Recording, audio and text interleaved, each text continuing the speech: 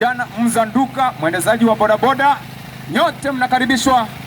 Mtume Daktari Paulo Peter Mlau atakuwa mahali pale akihubiri kila siku na kuwaombea wote walio na mahitaji. Kwa Yesu yote yanawezekana. Huenda ikawa uko na mtu mgonjwa, unaumwa, una jambo limekuwa tatizo katika maisha yako, wewe jua ya kwamba kwa Yesu yote yanawezekana. Mtume Daktari Paulo Peter Mlau atakuwa mahali pale na injili ya siku 3 atakuwa akihubiri na kuombea wote walio na mahitaji. Alafu kiingilio ni bure, injili ni bure, na pia kama unataka kuombewa pia ni bure. Tukikuitisha pesa utatoa wapi? Zimeenda na mganga wa kienyeji zote. Wewe njoo, injili ni bure mahali pale, hakuna kulipa kiingilio, injili ni bure. Basi ni kuanzia siku ya kesho Ijumaa hadi siku ya Jumapili.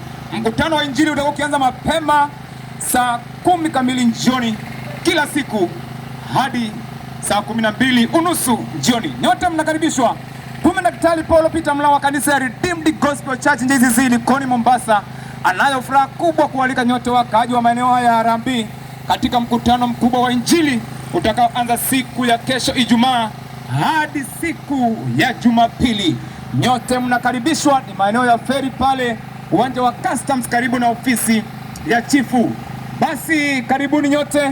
Leteni wote wanaoteswa na kuonewa na nguvu za giza, nguvu za uchawi, nguvu za magonjwa, naye Bwana Yesu atawaweka huru, maana kwa Yesu yote yanawezekana.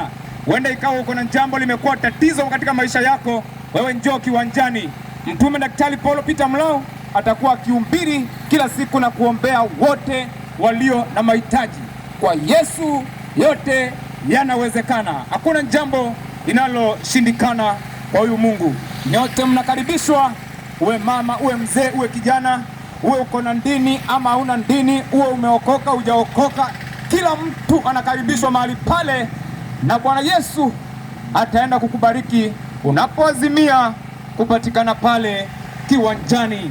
Basi ni kuanzia siku ya kesho Ijumaa hadi siku ya Jumapili katika uwanja wa Customs maeneo ya feri hapo karibu na ofisi ya chifu. Karibuni nyote na Bwana Yesu awabariki.